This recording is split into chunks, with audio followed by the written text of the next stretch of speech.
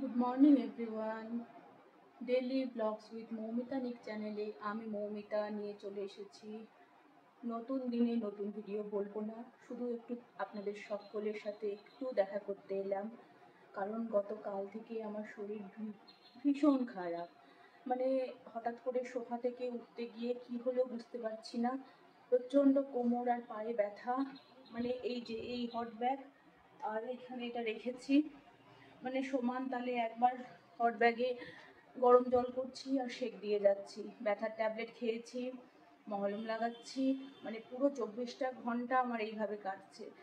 আর মানে সবাই তো বুঝতেই পারছেন, বিশেষ করে যারা বাড়ির বউ, যে তাদের যদি শরীর খারাপ হয় তাহলে বাড়িটার কি অবস্থা হয়, তার মধ্যে ছোট বাচ্চা। মানে কি বলবো, প্রচণ্ড মনটাও খারাপ করছে, মাঝে মধ্যে চোখ দিয়ে জলও বেরিয়ে যাচ্ছে, কিন্তু কিছু করার নেই আমার। প্রচণ্ড কষ্ট, কোথাও পড়িনি, কোথাও কিছু না, সোফা থেকে শুধু উঠতে গেলাম, হঠাৎ করে মনে হলো একটা টান, আর এত ব্যথা করছে। মানে উঠতে বসতে বিভৎস কষ্ট হচ্ছে। এই যে বসে আছি খাটের ওপরে, তখন ঠিক আছে, মনে হচ্ছে যে ঠিক আছে এখন কোনো অসুবিধা নেই, কিন্তু উঠে পায়ের ভরে দাঁড়াতে পারছি না। দাঁড়ালেই মনে হচ্ছে আমার পড়ে যাব, মানে আমি কোনো ব্যালেন্স পাচ্ছি না।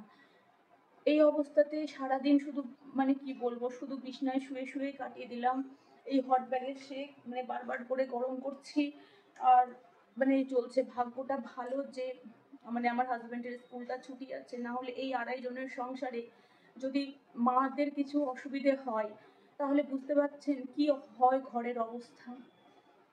কারণ জয়েন্ট ফ্যামিলি থাকলে, লোকজন থাকলে এ ওর দেখে নেয় বাচ্চাটাকে, কিন্তু যখন এই 2.5 জনের সংসারে সত্যি খুব কষ্ট যদি এরকম শরীরটা পড়ে যায়।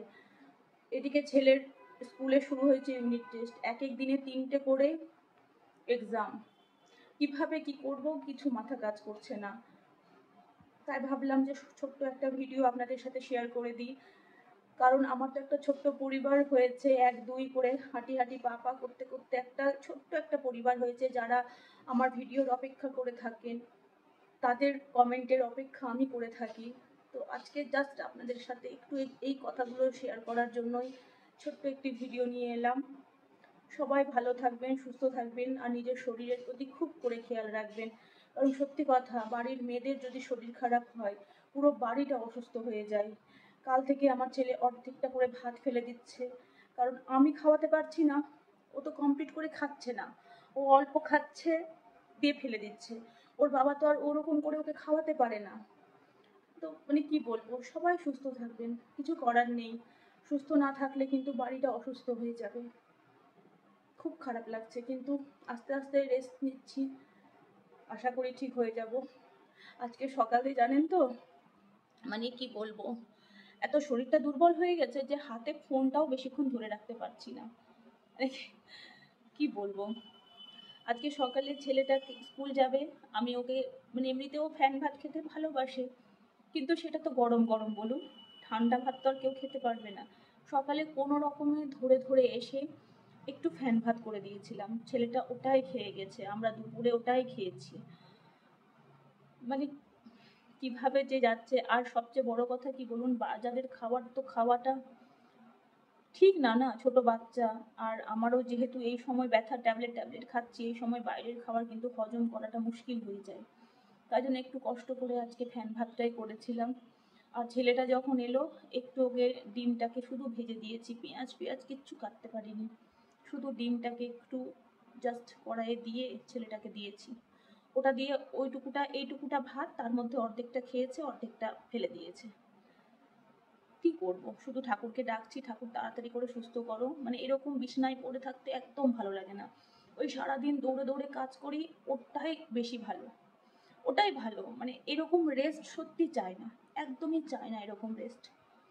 এর থেকে আমার ওটাই ভালো, সেই সকাল 6টা থেকে উঠে রাত 12টা পর্যন্ত মানে দৌড়াদৌড়ি যে কাজটা করি না, ওটাই ভালো লাগে। এই বিছানায় পড়ে থাকতে একদম ইচ্ছে করে না, বিশেষ করে যখন ছেলেটাকে দেখছি অর্ধেকটা করে খাবার ফেলে দিচ্ছে, মানে ওটা আরো বেশি কষ্ট লাগছে। ওর জন্য উঠতে চেষ্টা করছি, জানি না, ঠাকুরকে ডাকছি যাতে তাড়াতাড়ি ঠিক হয়ে যায়। একটা দিন গেছে, তবে রাত্রে 3টের সময় যে ব্যথাটা উঠেছিল সেটা এখন মানে এখন তো সন্ধ্যেবেলা একটু কম আছে, একটু কম আছে। দেখি যদি কালকের দিনটাতে দেখবো, মানে আজকে রাতটা দেখবো, যদি না হয় তাহলে তো ডক্টরের কাছে যাব। যেহেতু আমার বাবা হোমিওপ্যাথি ডক্টর, আর আমার বাবার ওষুধ আমার খুব ভালো কাজ করে, খুবই ভালো কাজ করে।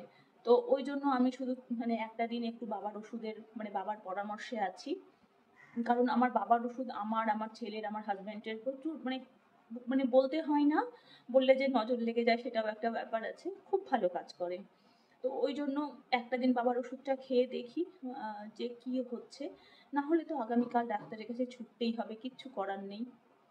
তো আজকে এটাই জানানোর জন্য আপনাদের কাছে এসেছিলাম, নিজের শরীরের প্রতি যত্ন নিন।